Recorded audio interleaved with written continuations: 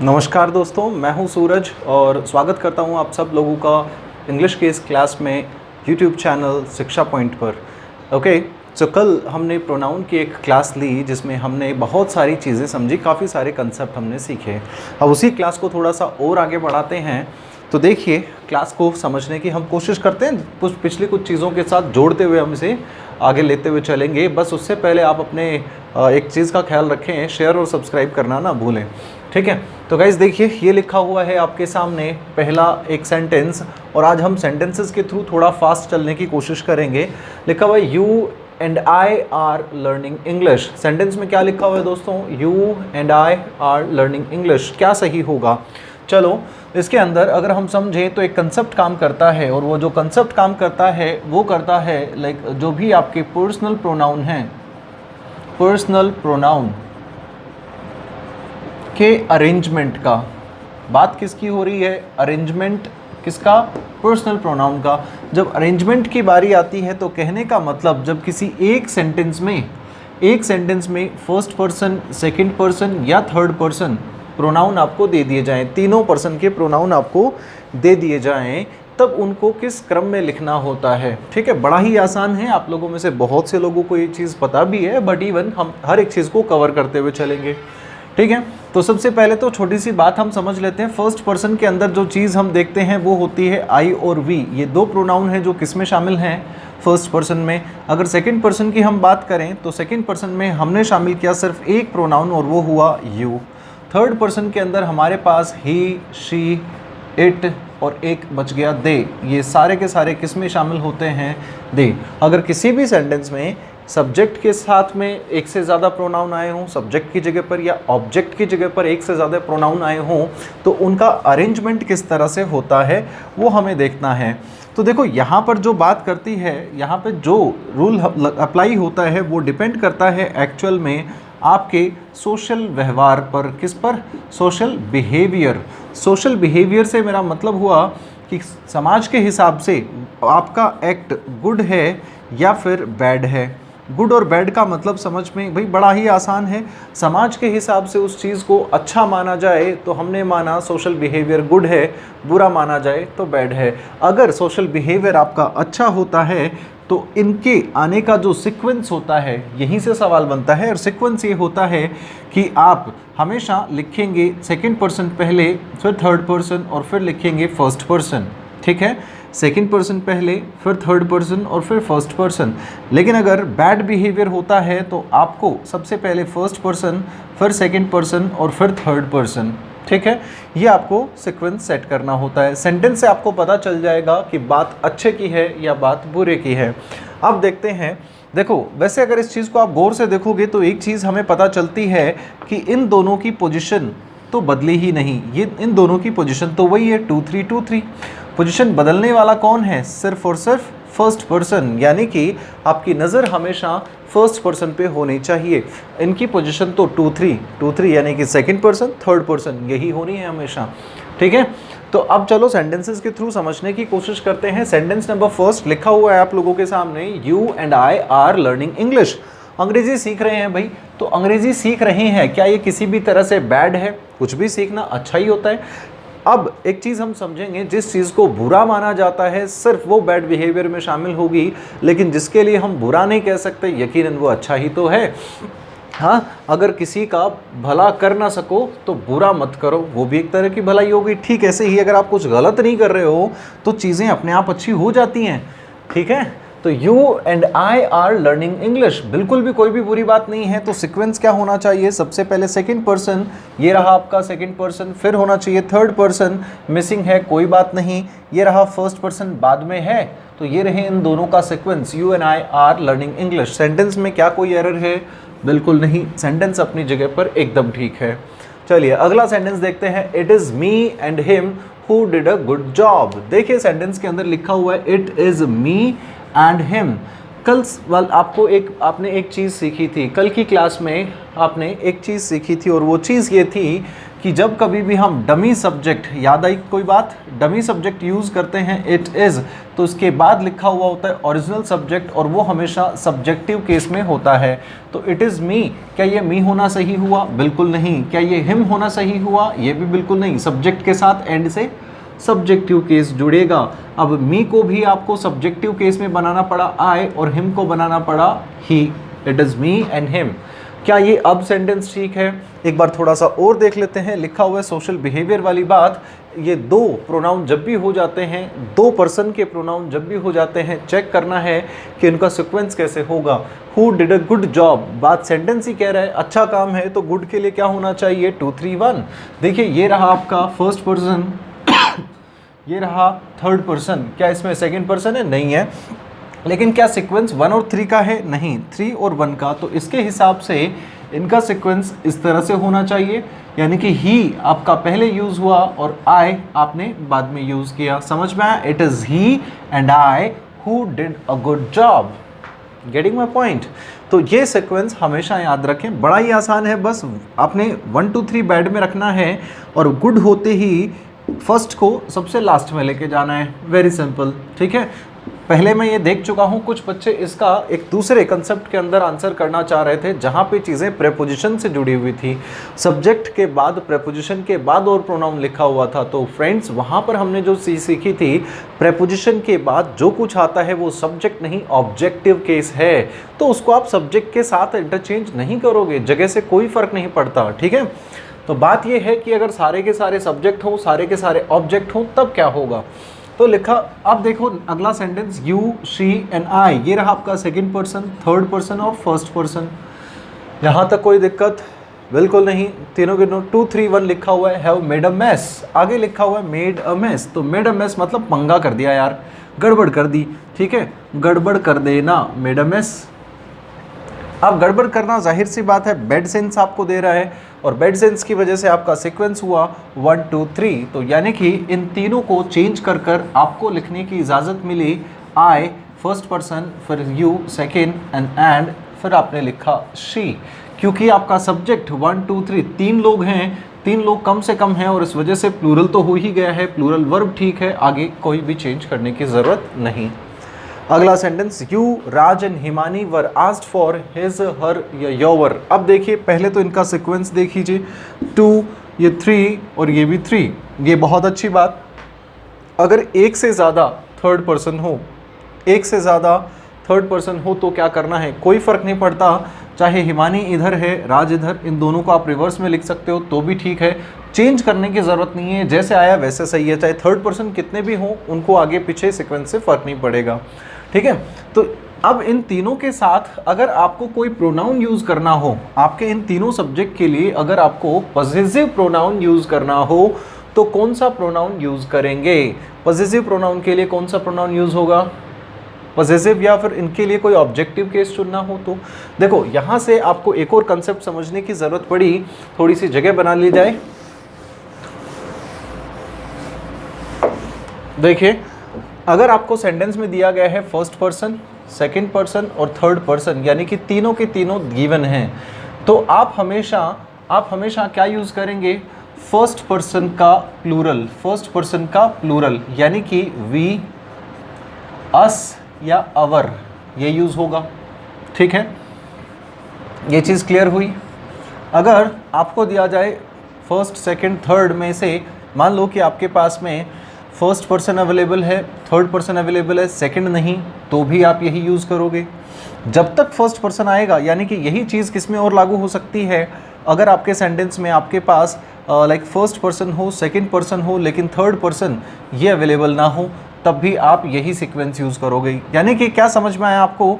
Third के होने नहीं होने से फ़र्क नहीं पड़ा, सेकंड के होने नहीं होने से फ़र्क पड़ा, फ़र्क पड़ता है तो फर्स्ट के हर बार होने से आप फर्स्ट पर्सन का ही प्लूरल यूज़ करेंगे। क्या इसमें फर्स्ट पर्सन है? नहीं है। अब देखिए अगर आपको आपके सेंटेंस में, अगर दिए गए सेंटेंस में सेकंड पर्सन आपको दिया है, ठीक है, ये रहा आपका फर्स्ट पर्सन, अगर मैं कहूँ फर्स्ट पर्सन मिसिंग है और फिर अगर प्लूरल है तो कम से कम सेकंड तो होगा भाई, 3 में से अगर एक है तो सेकंड पर्सन तो होगा, तभी तो ज़्यादा हो सकते हैं। Second person and third person है, तो याद रखिए हमेशा सेकंड पर्सन को ही आप यूज़ करोगे। किसको यूज़ करोगे? सेकंड पर्सन को, जो कि अकेला है, यू, योवर और यू। ठीक है, तो इस हिसाब से आपके पास सेकंड पर्सन थर्ड पर्सन है। जब सेकंड पर्सन आपको दिया जाए, फर्स्ट पर्सन अगर मिसिंग हो तो सेकंड पर्सन, और अगर फर्स्ट पर्सन मौजूद है तो हमेशा फर्स्ट पर्सन का प्लूरल आप यूज़ करेंगे। फर्स्ट पर्सन मिसिंग है तो सेकंड पर्सन का आपने यूज़ किया हिज और हर, यहाँ से बाहर हुए। समझ में आई ये चीज़? अगला सेंटेंस देखिए। अगले, अब देखो एक और दूसरा कंसेप्ट आ जाता है और हमें यहाँ पर प्रोनाउन को चेंज करने की ज़रूरत पड़ी। तो ये पर्सनल प्रोनाउन के अरेंजमेंट की बात हुई। ठीक है, कम टाइम के अंदर मैक्सिमम चीज़ें पढ़ाने की कोशिश कर रहा हूँ गाइस, पूरा फोकस रखें। ठीक है, जल्दी जल्दी बस आप हमेशा, और एक और चीज़, लाइव बने रहा करें। आप आते हैं, वीडियो को थोड़ी देर देखते हैं, फिर वापस छोड़ के चले जाते हैं। मैं आपसे यही कहूँगा, अगर प्रॉपर नोट्स आप बनाएंगे, मेरा स्पीड स्लो ज़रूर है, मेरी स्पीड स्लो है, लेकिन ऐसा नहीं है कि मैं फ़ास्ट पढ़ाना नहीं जानता, लेकिन फ़ास्ट पढ़ाकर वही है, मुझे सिलेबस निपटाना नहीं है, मुझे बच्चों को सिखाना है।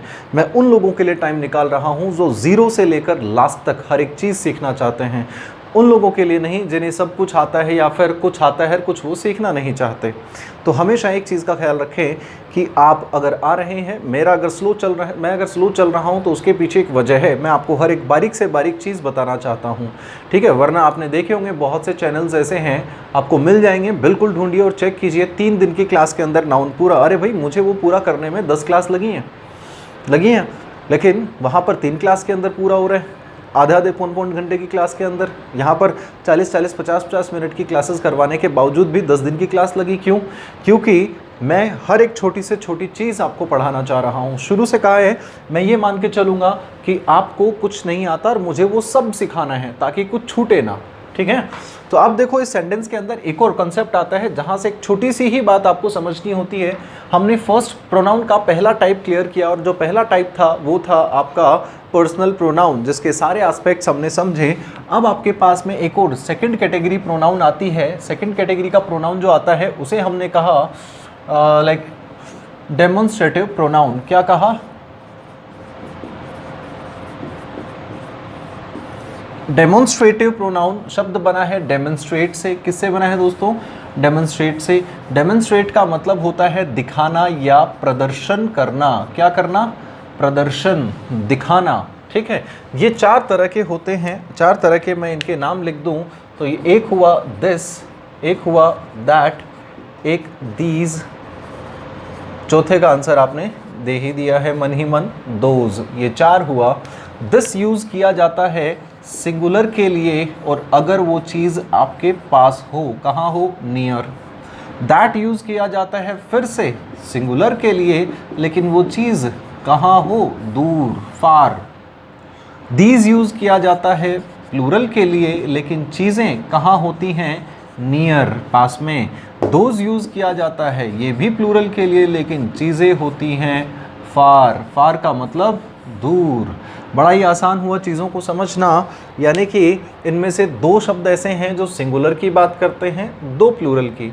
ठीक है, इन दोनों जोड़ियों में से एक एक शब्द पास की बात करते हैं और एक एक शब्द दूर की बात करते हैं।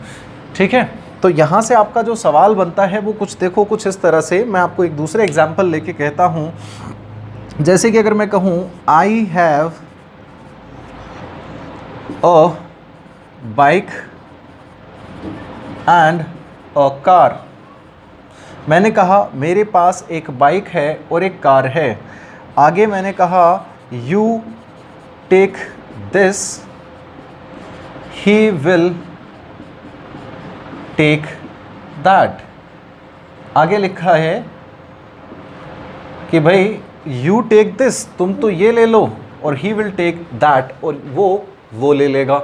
अब समझ में आई चीज़? अब आपसे सवाल कि यू को क्या मिला सेंटेंस में, यू को क्या दिया गया, कैसे पता लगेगा? दिस। हाँ, अगर हम स्पीकिंग की बात करें, जब बोल रहे होते हैं, किससे बात कर रहे होते हैं, तब तो हम वहाँ मौजूद होते हैं, तो चेक कर सकते हैं कौन सी चीज़ पास है, कौन सी दूर है। लेकिन लिखे हुए सेंटेंस में कैसे पता चलेगा कौन दूर कौन पास? तो आपको सेंटेंस में रिवर्स में चलना है। कहाँ चलना है दोस्तों?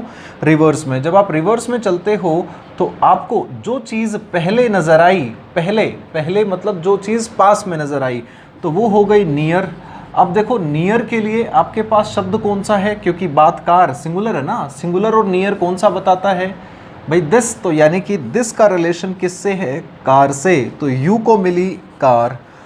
ही की अगर आप बात करें दैट, अब दैट से आप फिर से चलना शुरू करते हो यहाँ तक आते हो, ये तो पास में है, और दूर फार क्या चीज़ मिली, फार आपको मिली बाइक, ठीक है, तो फार आपको मिलती है बाइक, यानी कि अब ही को क्या नसीब हुआ, ही को मिली बाइक। तो ये चीज़ समझ में आई आपको, ही को बाइक मिलती है।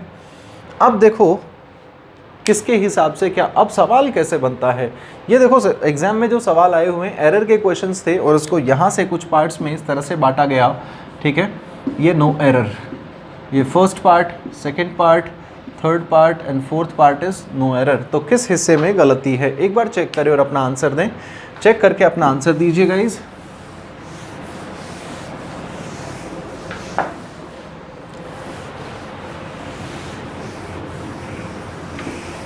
बताओ बताओ।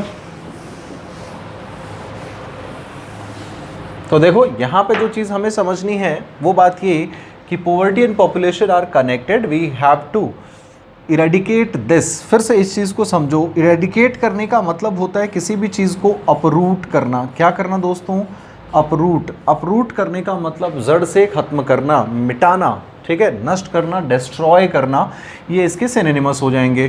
दिस मतलब पास वाले, तो आप चलना शुरू करते हो पीछे, और जब आप पीछे चलते आए आपके पास दो चीज़ें, एक तो पॉपुलेशन और दूसरी है पॉवर्टी, दोनों के दोनों सिंगुलर हैं। दिस किसके लिए यूज़ होगा, जो आप पीछे चले तो पास में कौन आया भाई, दिस नियर के लिए आता है, देखो दिस नियर के लिए आता है, पॉपुलेशन आपके नियर है, तो यानी कि आपको क्या करना है, इरेडिकेट दिस। तो पॉपुलेशन तो आ गई यहाँ पर, पॉपुलेशन, ठीक है, सॉरी ये आपका नियर वाला। और अगर आप दैट के लिए चलते हो तो पता चलता है किसकी ज़रूरत है, पॉवर्टी।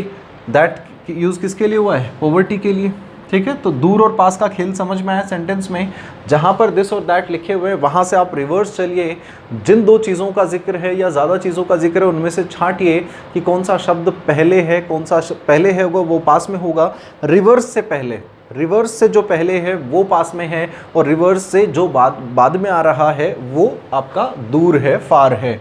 तो ये आपका नियर का शब्द हुआ, ये फार का हुआ, हमें ये नियर चाहिए था, ये फार, ठीक है।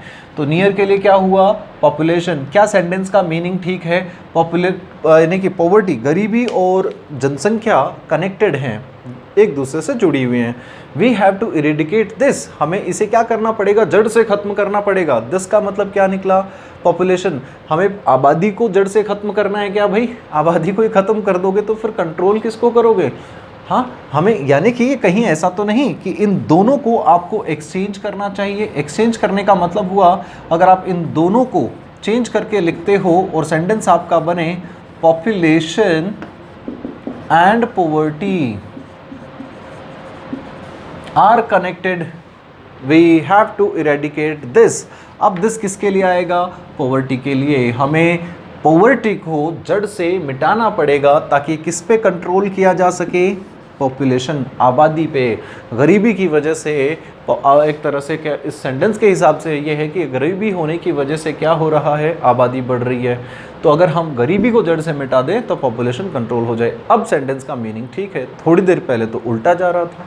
तो ये यहाँ से एक छोटा सा कंसेप्ट था जो हमने समझा।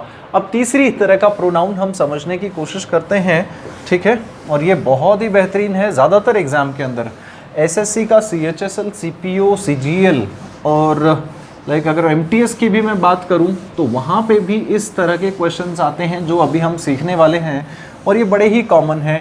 और अगर मैं बात करूं बैंकिंग में तो क्लोज टेस्ट के अंदर इनमें से कभी कभी आपको चॉइसेस दी जा सकती है, ठीक है, क्लोज टेस्ट या फिलर के क्वेश्चंस में। और अगर दूसरे एग्जाम्स के पॉइंट ऑफ व्यू से बात करूं, नेवी एयरफोर्स के लिए बहुत इंपॉर्टेंट है, बहुत ज़्यादा सेंटेंसेस यहाँ से दिए जाते हैं। अब देखो जिस प्रोनाउन को हम अभी सीख रहे हैं उस प्रोनाउन का नाम नंबर तीसरे पे, that is reflexive, reciprocal pronoun तीसरे नंबर पे आता है। इससे लिखते हैं भाई रेसिप्रोकल नाउन। कौन सा हुआ दोस्तों? Reciprocal pronoun. तो रेसिप्रोकल प्रोनाउन का मतलब होता है गिव एंड टेक। रेसिप्रोकेट का मतलब क्या हुआ? कोई चीज़ देना और बदले में वही चीज़ आपको जब वापस मिलती है, इसी का मतलब होता है रेसिप्रोकेट। आप इसी चीज़ को लिख सकते हैं गिव एंड टेक। क्या लिख सकते हैं दोस्तों? चलो मैं लिख के बता देता हूँ। इसे आपने लिख सकते हैं गिव एंड टेक। ठीक है, जो चीज़ आपने दी वही चीज़ आपको वापस मिली इज कॉल्ड क्या? Reciprocal pronoun. ठीक है। वेट अ मोमेंट, ये थोड़ा सा RECI रेसिप्रोकल। ठीक है, यही होगा इसका। तो गिव एंड टेक इसका मतलब हुआ। अब यहाँ से कुछ एग्जाम में आपको क्वेश्चंस दिए जाते हैं, उनको समझने की कोशिश करते हैं कि किस तरह से सवाल आते हैं।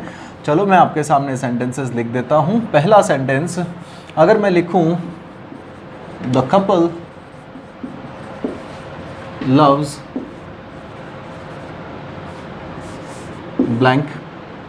ठीक है, ये दो होते हैं, उन दोनों की मैं नाम लिख देता हूँ। पहले एक हुआ आपका ईच अदर और एक हुआ one another. Each other and one another. Next sentence, students, all the students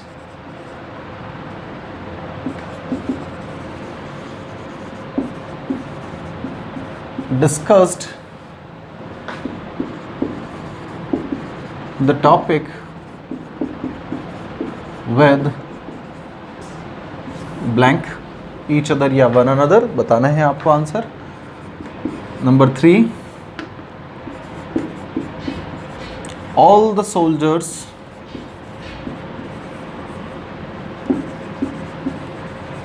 shook hands with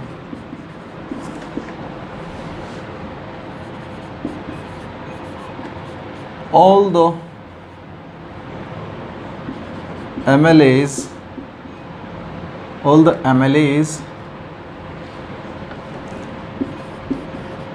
blamed each other या one another। Number 5,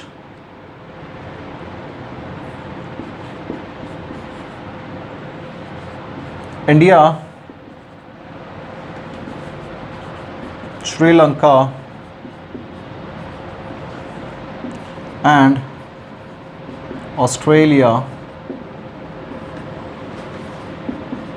will play against। ये आपके चॉइसेस। 5 क्वेश्चंस हैं आप लोगों के लिए और इन 5 में आपको अपनी चॉइसेस देनी है। फटाफट अपने आंसर्स को टिक टॉक कीजिए, अपनी चॉइसेस दीजिए।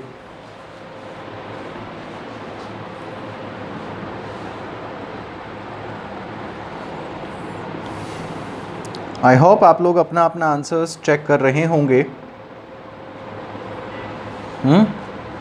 कमेंट के अंदर भी आप चाहें तो आंसर दे सकते हैं या फिर अपने मन में रख सकते हैं बस।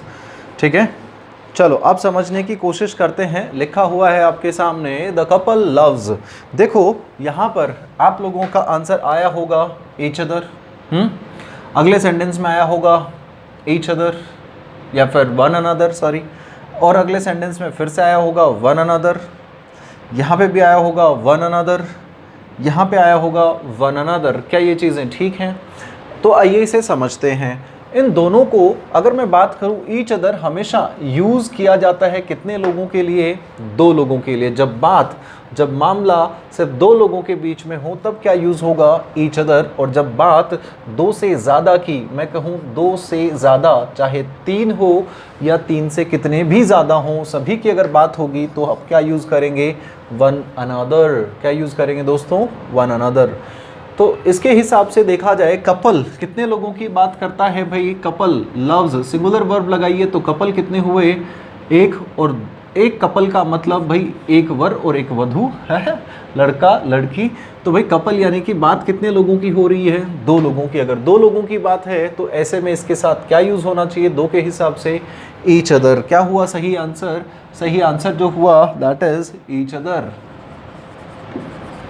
Sentence number second, all the student discuss the topic. जब स्टूडेंट्स डिस्कस कर रहे हैं टॉपिक, एक बेंच मान लो ये है, एक बेंच ये है, इधर कुछ बच्चे बैठे हैं, इधर कुछ बच्चे बैठे हैं, इसके पीछे बेंच जिस पे भी बैठे हैं, इसके पीछे बेंच जिस पे भी बैठे हैं, सारे के सारे बच्चे एक दूसरे से टॉपिक डिस्कस अगर कर रहे हैं तो क्या एक आदमी का जवाब एक ही दे रहा है, या फिर एक आदमी का जवाब बहुत सारे लोग दे सकते हैं, या फिर बहुत सारे लोगों को एक साथ एक बंदा एड्रेस कर सकता है, बात कर सकता है। अगर ऐसी बात है तो हमें समझ में आता है कि बात एक नहीं कई लोगों के बीच में है, और कई लोगों की बात होते ही आपने आंसर क्या किया, वन अनदर। क्या किया दोस्तों? Correct, one another. लेकिन अब यहाँ पर गड़बड़ होती है, आने वाले सेंटेंस के अंदर हमें क्या करना है। अब समझिए, बात लोगों के मौजूद होने की नहीं है, लोग कितने मौजूद हैं इसकी बात नहीं है। बात एक्चुअल में है कि at a point of time, एक पॉइंट ऑफ टाइम पर उस काम को कितने लोग मैक्सिमम कर सकते हैं। अगर दो ही मौजूद हैं तो दो से ज़्यादा कर ही नहीं सकते। लेकिन कहीं ऐसा तो नहीं कि कोई ऐसा काम बताया गया है जिसमें चाहे कितने भी लोग मौजूद क्या ना हो, लेकिन एक बार में तो वो काम सिर्फ दो लोगों के बीच में ही हो सकता है। अगर मैं यहाँ पे बात करूँ तो समझने की कोशिश करें, all the soldiers shook hands with, सभी सिपाहियों ने हाथ मिलाया। किसके साथ भाई? एक सिपाही क्या एक साथ सभी के साथ हाथ मिला लेगा? जब वो हैंडशेक कर रहा होगा तो एक इंसान से तो होगा, फिर सेकंड की, फिर बाकी की बारी आएगी। तो इस वजह से समझ में आया कि यहाँ पर बात एक्चुअल में नंबर की नहीं, बात एक्चुअल में है पार्टिसिपेशन की। किसकी? पार्टिसिपेशन, उस एक्शन में पार्टिसिपेट कितने लोग एट ए टाइम कर रहे हैं उसके हिसाब से। तो पार्टिसिपेशन अगर दो के लिए है तो आपने यूज़ किया ईच अदर, और अगर दो से ज़्यादा के लिए है, दो से ज़्यादा के लिए तो आपने यूज़ किया वन अनदर। तो हाथ मिलाने में भाई कितने भी लोग खड़े हों आपके सामने, मैं कहूँ आपने सभी मेहमानों ने हाथ मिलाया। अगर सभी मेहमानों को हाथ मिलाना होगा तो जाहिर सी बात है एक बार में एक ही आदमी तो एक से हाथ मिला पाएगा। एक बार हाथ मिलाने के काम में दो लोग शामिल हुए, तो इसीलिए आपने यहाँ पे रखा ईच अदर। ठीक है, अगला सेंटेंस और देखते हैं। सभी एमएलएज ने आरोप लगाया। जब आरोप लगाता है एक एमएलए एक साथ 10 पे लगा देता है कि भाई चोरी करने वाले ये लोग हैं, या फिर ब्लास्ट कराने वाले ये लोग हैं, या फिर दंगे कराने वाले ये लोग हैं, बदले में वो भी कह सकते हैं, सारे के सारे मिलकर एक पर आरोप लगा सकते हैं। तो यहाँ पर पार्टिसिपेशन हमें दो से ज़्यादा की पॉसिबल है, तो यहाँ पर आपने क्या किया, one another. Sentence number third, यहाँ से आपको ये पार्टिसिपेशन की बात थोड़ी और क्लियर हो जाएगी। कहने को तो तीन टीम हैं, कहने को तो तीन टीम हैं, इंडिया और फिर आता है श्रीलंका, फिर आता है ऑस्ट्रेलिया। ठीक है, इसको IAS लिखते तो अच्छा था। खैर, तो इंडिया, श्रीलंका एंड ऑस्ट्रेलिया तीन टीम्स हैं। अब आप मुझे बताएं, अगर इस ग्राउंड पे मैच चल रहा है तो इस ग्राउंड पे एक बार में या तो श्रीलंका या ऑस्ट्रेलिया हो सकती हैं, या फिर इस ग्राउंड पर एक बार में ऑस्ट्रेलिया और इंडिया हो सकती हैं, या फिर इस ग्राउंड में एक बार में इंडिया और श्रीलंका हो सकती हैं। लेकिन क्या ये तीनों मिलकर एक मैच खेलेंगी? यानी कि एक दूसरे के खिलाफ ये एक बार में एट ए टाइम सिर्फ दो ही लोग खेल सकते हैं। सिर्फ दो ही लोग तो एक दूसरे के खिलाफ खेल सकते हैं भाई, दो ही टीम तो खेल सकती हैं। यानी कि इंडिया वर्सेस ऑस्ट्रेलिया हो सकता है, श्रीलंका वर्सेस इंडिया हो सकता है, या फिर ऑस्ट्रेलिया वर्सेस श्रीलंका हो सकता है, लेकिन कभी भी तीनों एक साथ नहीं होंगी। तो पार्टिसिपेशन दो टीम का हुआ, इसीलिए क्या हुआ, अगेंस्ट ईच अदर। ये बात समझ आई होगी आप सभी लोगों को, यहाँ तक की चीज़ें समझें, और फिर हम कल थोड़ी और स्पीड से चीज़ों को बढ़ाएंगे। क्लास को थोड़ा शॉर्ट रखना चाहता हूँ गाइज, एंड कल की क्लास वैसे काफ़ी लंबी हो गई थी and it was very delay as well. चलो ठीक है guys, it was wonderful talking to you all, have a good day, thank you.